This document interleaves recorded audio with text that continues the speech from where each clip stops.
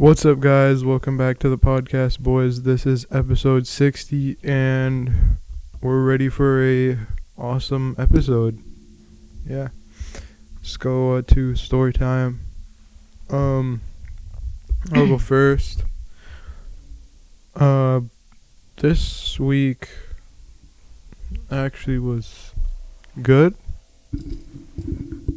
I guess. I don't know. It's just a normal week, yeah. Don't got any stories. Alright, I'll go. This week I was skateboarding a lot. We went to one of the other local parks it's in kind of close to it's not really close, but you have to take a bus to get there and stuff. But it's a really nice skate park because it's right on the beach. So I'd go earlier in the morning, and then we go swimming after. So I did that a couple times this week. I landed a new trick skateboarding. It's a heel flip, so it's kind of like a kick flip, but you flick it with your heel. So that I'm really hyped on that. And then I was just watching sports and stuff this week. Nothing too big really. Alright. So I got my braces off. Yeah. Alright, I'm done. No, I can't think of anything else. I played basketball here outside a lot. I don't know. That's about it. Really, I just played basketball and got my braces off. Oh yeah, actually, kind of interesting. Yesterday I saw this homeless guy. Actually, I don't think he was homeless. I don't know if he was homeless, but he was definitely a crack, a drug addict. And he was really high, and he was just doing weird signs, just going this in the street, just doing weird wizard shit. I don't know how to describe it, but he was just doing weird stuff, and I guess someone called the police, and the police came, and I saw, and they're just talking to the guy, and as they're talking, they're just having a conversation. This guy walks away pretty fast. He's just walking away, and he hops in some bush, and then the cops don't care. They let him go. But I just watched that kind of unfold, and I don't know, it's kind of cool. Yeah, that's all my stories. I have one more thing to add. So at my local skate park, there's where we live, Vancouver, there's a couple of actual good skateboarders and pros that make it out of here, or that can get sponsored or can go pro. So there's this one skateboarder who's pro, or I think he's flow, or probably am, just another version of pro, for Element skateboards. And so to give back to the community, he left two fresh boards at the skate parks that he used to grow up at. So he left one at the park that I was mentioning earlier, by the beach, and then he left one at the local one that's right next to my house. And so one of our we were looking for it for a little bit, and he posted on his story, so he videoed with the bushes where he put the board, but someone else found it, unfortunately. But we looked for it. It's really cool that people can give back to the community, and it helps a lot of people, because boards are pretty expensive, especially depending on how quick you go through boards. For a good board, it's about just the deck, it's around 100 Canadian dollars, 80 to 100. So pretty expensive. And then I don't know, it's really nice to give back to the community, especially when you're pro and stuff. So yeah, it's pretty cool. How long does it take to go through a board, do you think? For me, depends on what you're doing. Yeah, that's it. Yeah, that's a good point. I think for some people, it's also depending on how much money you have.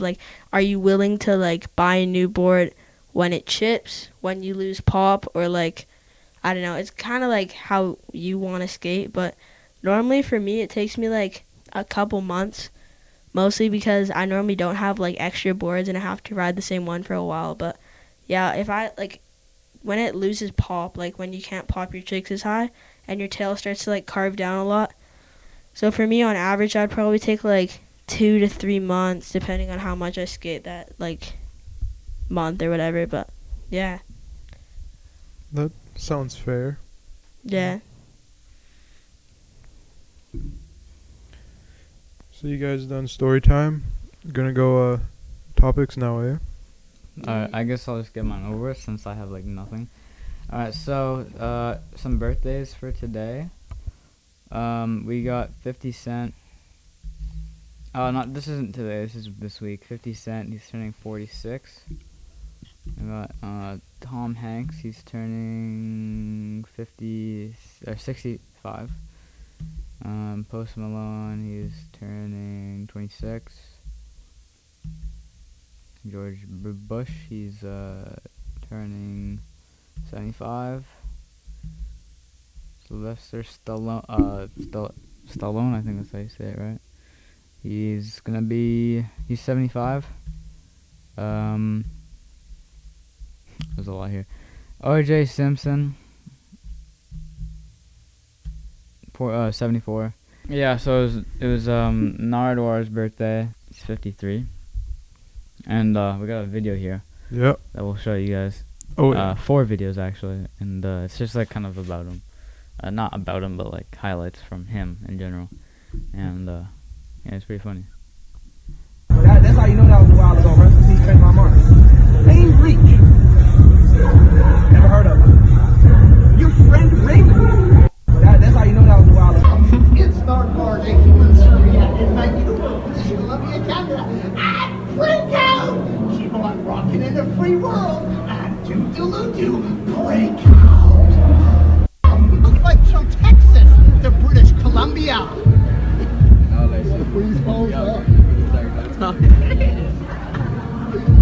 Looks like from Texas to British Columbia. I'm glad I'm a good guy, because if I was under investigation for something, I'd be scared right now. How you know that? They don't even know that. I don't even talk to them about that. Guns Garcia. Yo, he know too much. I can't do this. What Kanye do? Little Uzi Vert in action, running away from Nardwuar. We are following Little Uzi Vert out of the Pacific Coliseum. Oh, and there's me as well. Little Uzi, how are you doing? Little Uzi, lutu. Little Uzi, lutu. Little Uzi, thank you again for coming. Ecstasy. Oh, and lutu. Little Uzi Vert, lutu. Dude. I'm glad I'm a good guy. Yeah, so that's that. So yeah, he's just such a G. Very much. Yeah. Dude, he ran away, man. What would Kanye do? So yeah, Presa actually. So in that footage, they went into the his dressing room after the show, and they weren't gonna let him in. There's a security guy there, and he's like, "No, like we're done, like go," because he was in character. So he's being annoying, right? So then the guy's like, "No, we're done. Like, get out of here." And then Presa came out of the dressing room, like coincidentally, and he's like, "Oh, yo, I know you." He's like, "Yeah, come in. He'll be out in a sec or something like that." And so he went in, and then they did the talk there in the room, and then he ran out. And actually, yeah, they chased them. They went out of the dressing room, out of the Pacific Coliseum, out into the parking lot, and then you know how he stays frozen? He stayed frozen. He's like, "You're supposed to be frozen right now." And then he just stayed frozen in the parking lot. If you're like driving by in cars, just like looking at him like, what the hell? So yeah. Pretty cool guy. That's all my topics. So we're just gonna Nice. All right. out of here. Well, Close my computer. guess on to Oh, you got Steam? I got Steam for a while. That's how I got RuneScape. I got An epic gamer. yeah. All right. Should I go with my topic? Oh yeah.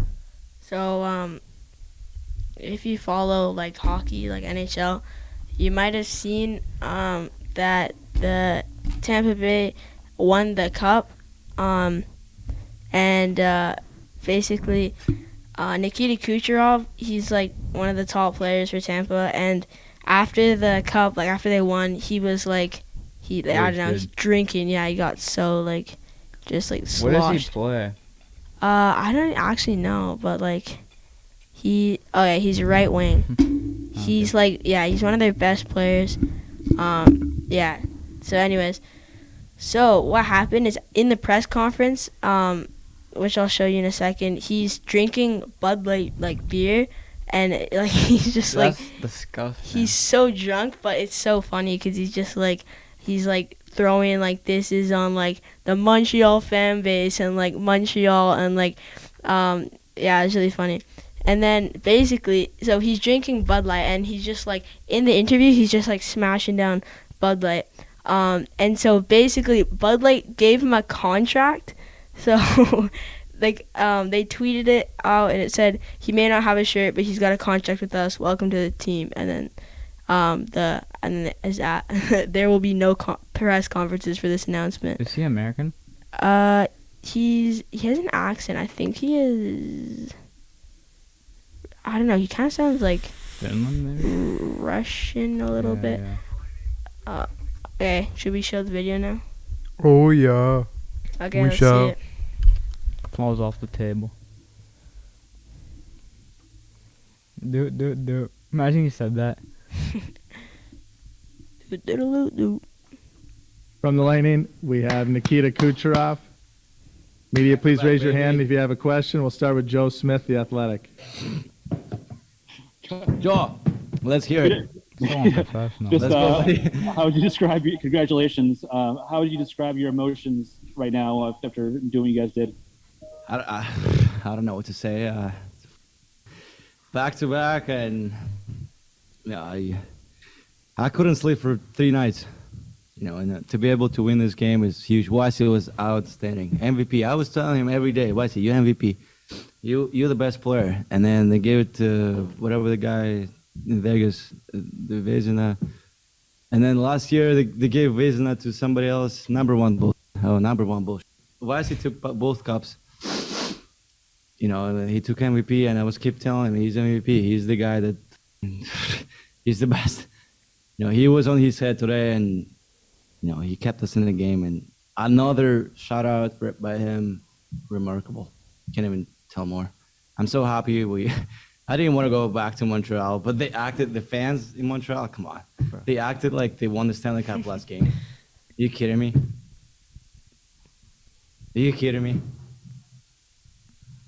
John Romano, Tampa Bay Times. Their final was last series. It's called celebrating you're still in. Was it long enough? Answer.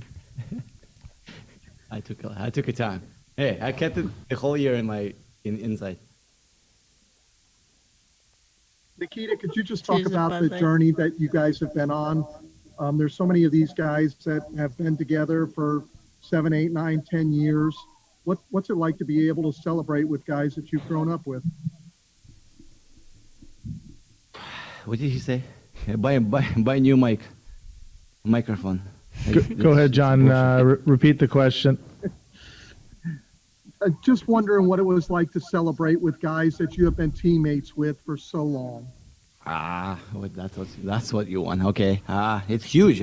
Stammer, Johnny, Polly, Heidi, all those guys are, the outstanding players. Trev's here. That's a Bud Light, That's not champagne. Oh, okay. You're back. That's the number one bullshit again. Those guys been, and I've been involved with those guys, and some ups and downs. And I said one time, you give us one time to win, we're gonna win twice, and that's what happened. And I'm really happy for those guys with Sammer coming back and play the whole year and be able to play in the playoff. And he was outstanding over there, and he was really captain, and he was so vocal in the room. And you guys don't even know he was amazing. Like I love Sammer. He's one of the best, and he's so funny too. He says something, I'm laughing. It's not even funny, but I'm laughing. He's funny to me. He's got sense. He's got good sense of humor, and he keeps the guys and the guy. Everybody wants to push themselves. Hades the same way, and but I'm really happy for those guys, and I'm really happy to be part of whatever we went through, and we went back to back. Come on. Dan Rosen, NHL.com. Nikita, when you tell Andre that he's the best, what is his response? What does he say? What does he tell you when you keep telling him he's the best? He's a very humble guy. You know, he says a bunch of whatever, like, come on, like, stop it, whatever, like, don't say that. He doesn't want people like near him say he's the best, because he wants to prove me he's the best, but I know he's the best, you know? He wants to prove me, but I'm like, Vaisi, you proved me a long time ago. When I was 15, you proved it to me. I was like, no question, he's the best. He's going to be the best, whatever, he's going to make it to the NHL, and he's very humble, and, you know, he keeps working, even though, like, he's getting robbed every year by NHL, not getting the Vezina.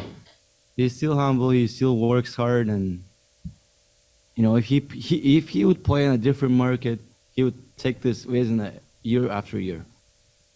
He would beat all the records, whatever, blah blah blah. He's the best. But he's very humble. Last question, Ed Encina, Tampa Bay Times. Nikita, after doing this in the bubble in 65 days in the bubble last year, how special was it to be able to do this on home ice with your family and friends and just kind of enjoy that whole atmosphere? I love how he's trying to like hide it, but he just like slid it across and he's like slamming them. It's a lot of questions too today, eh? Come on. Bro, why are you there then? I'm used to two questions, but today is like, what, 5? Oh my God. Making a record. He was definitely special to see everybody. We had a full crowd today, didn't we? Did we? Unbelievable. They were so loud. They were unbelievable, and to win in front of them, it's so special. Everybody's gonna remember for the rest of their lives this moment. And come on, like, our fans is the best, and I don't know what to say. He was special. Yeah, dude, he's not humble at all. It's so fun. It's like, come on. They're celebrating like they won the cup. It's because they're staying in the final, dude. Like, a Canadian hockey team hasn't been in the final since, like, 2000... I don't know. Are you kidding me? Wait, Canucks were in the final. Weren't they? Huh? The Canucks, when they were playing Boston in the final. That was like 2011. Yes, it's been 10 years, I think. I think that was the last time. So, yeah, dude, they're just happy to be in, like... And like, I know people that are, like, cheering for Tampa Bay. Dude, so dumb, man. So dumb. They weren't even supposed to, like... Because, like, the Canadians weren't even supposed to win the, like, first series. Like, their first series against, I think it was against the Leafs. Like, they weren't gonna win. Like, they it was scuffed that. Yeah, it was like 3. What was it? Like, they literally had one game. Like, the Leafs had to win one. It was 3-1 or something, and then they, 3-something, and then they just like clinched it. Like, they just clinched it, and like even how he was saying like, yeah, the finals, like their last series was their finals. Like, you know, like they're just like holding on. But yeah, I think like. It's funny because I think he's gonna look back on that and kind of regret it, because he's got like half of like the whole like hockey like fan base against him right now. But I think it's just because he was like really drunk after the cup. So yeah, I mean, we can tell he's obviously not with it. Yeah. The Canadians, I was looking at their lineup. They have a lot of good guys. They got Toffoli. They got Suzuki. They got what's that guy? The small guy he was from the Giants. Weber. Maybe. He's like 5 foot. I don't know, something. Oh, is it like the rookie, like Cole Caulfield? I think there's one of those guys who's like, rookie. That guy, Cole Caulfield, he scored like the. It was Gallagher. Oh yeah. Like that. I really like their like squad. They're a bunch of young guys too. They're not like they got a couple older guys, but like next year if they can like build on that, I feel like they could have like a. And Tampa's pretty overrated. I mean, 2 in a row. Yeah, back to back. Come on. Come on, are you kidding? I wonder when they're gonna start crossing the teams and stuff off the cup. Yeah. Because I know they're going to eventually. Soon, bro. That would suck. They should just keep make adding another rings. cup. Yeah, apparently there's like a bunch of, because they've made a bunch of like replicas of it. Like the original one, I don't think they use it anymore because they like the one that was like the first one. Like because they now like they make like different ones because they have to add rings and shit, and they have to like extend the base because there's just so many like teams on it, players and stuff. So yeah. That's all from you. Yeah. Okay. So it's all ET now. Yo, alright guys. So I don't know if I'll present this. I think you just read it. Oh, that maybe. Yeah.